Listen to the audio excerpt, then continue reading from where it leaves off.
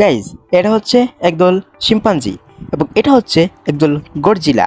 তাহলে দেখাই যাক এই দুটা খুঙ্খার প্রাণীর মধ্যে যুদ্ধ হলে কে জিতবে। শিম্পাঞ্জিরা কিন্তু সাধারণতভাবে দলগত থাকতেই পছন্দ করে এবং যদিও গডজিলা একাই 100, তাই তারা একা থাকতেই পছন্দ করে।